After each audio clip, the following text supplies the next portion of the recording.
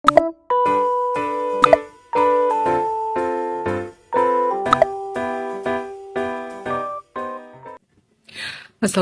warahmatullahi wabarakatuh. Hello, my name is Mulyani Karisma Ishwa, with the number 8320210023. In here, I will answer about the question.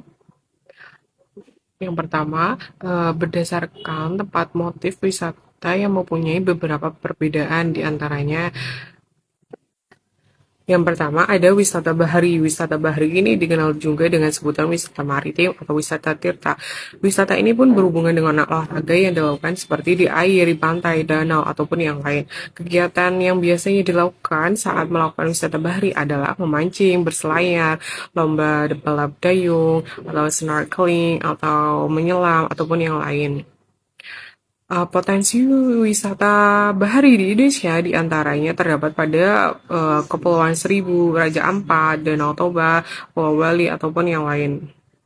Yang kedua, terdapat wisata budaya di Indonesia.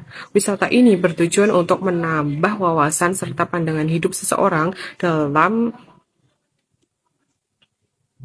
dalam wisata budaya, terutama untuk luar negeri. Kita dapat melihat cara hidup masyarakat di negara mereka dengan mempelajari adat istiadat, kesenian, dan budaya mereka.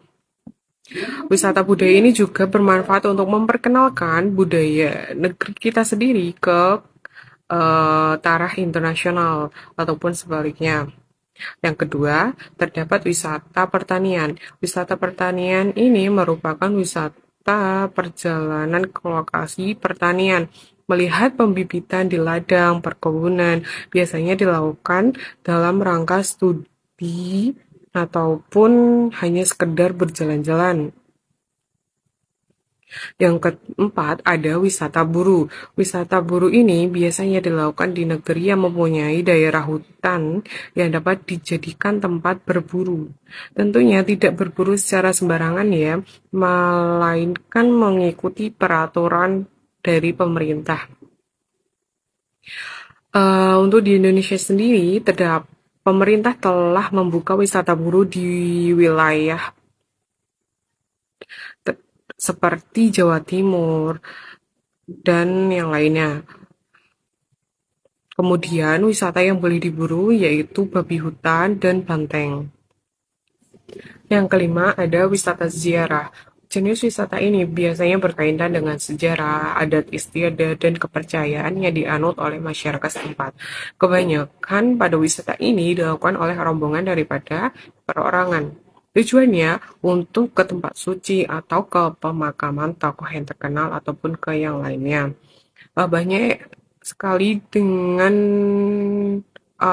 niat wisatawan tersebut, misalnya ingin meminta restu atau petunjuk dari ilahi, bahkan ada yang memohon kekayaan. Yang selanjutnya, yang keenam, ada wisata cagar alam. Wisata ini biasanya dilakukan dengan mengunjungi taman berlindung, cagar alam, wilayah kelestariannya pun juga dilindungi oleh undang-undang. Kebanyakan para pencinta alam yang melakukan wisata ini. Ada banyak tumbuhan dan satwa yang unik dan indah, dapat dijadikan foto atau objek bagi yang suka alam. Dengan lingkungannya yang segar, asri, dan sangat mendukung untuk relaksasi. Tempat wisata cagar alam contohnya ada pada Pulau Bali, yaitu Kebun Raya Eka Karya dan Taman Nasional Bali Barat. Yang ketujuh ada wisata konvensi.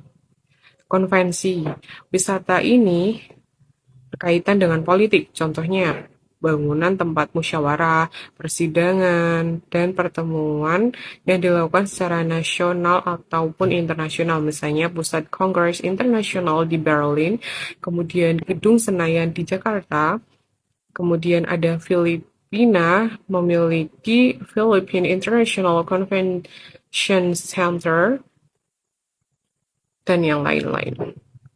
Kemudian, berdasarkan lokasi yang dituju, motif, terdapat beberapa wisata di antaranya yaitu ada wisata sejarah. Dengan mengunjungi berbagai peninggalan dan situs sejarah bagi yang suka dengan arkeologi dan informasi yang berkaitan dengan sejarah atau masa lampau. Contohnya ada pada candi, museum, benteng, ataupun melihat prasasti.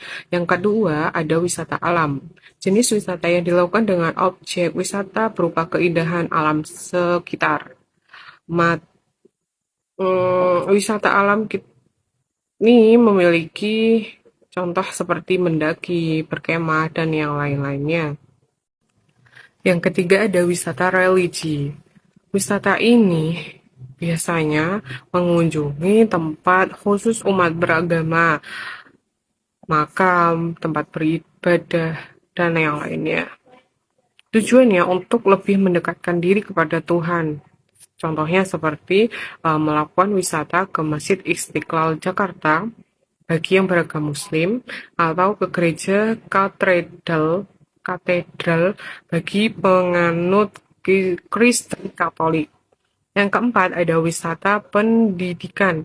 Wisata ini disebut juga dengan wisata edukasi dan banyak dilakukan oleh anak-anak dan sekolah.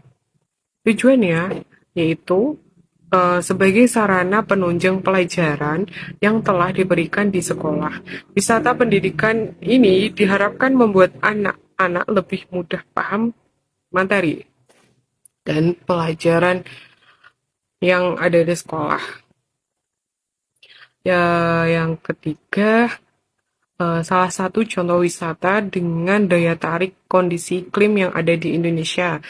Iklim adalah suatu wilayah Iklim pada suatu wilayah yang berbeda dengan wilayah yang lainnya. Biasanya bisa menjadi magnet yang menarik untuk wisatawan, baik lokal maupun luar negeri untuk datang berkunjung. Tentunya hal itu akan menarik wisatawan karena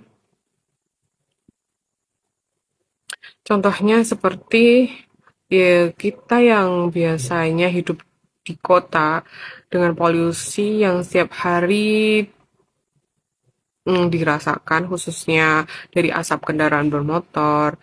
Tentunya kita ingin menghirup udara yang lebih segar dan merasakan iklim yang sejuk. Itulah mengapa iklim menjadi salah satu faktor yang dapat menarik wisatawan. Salah satunya di antaranya adalah ada daerah wisata Puncak daerah wisata Puncak di kawasan Cianjur yang menarik atau banyak yang ingin berkunjung dan berlama-lama di sana, dan ada juga pada Kopeng ataupun ke Bali khususnya yang ada di Bedugul mungkin ya itu. Terima kasih. Wassalamualaikum warahmatullahi wabarakatuh.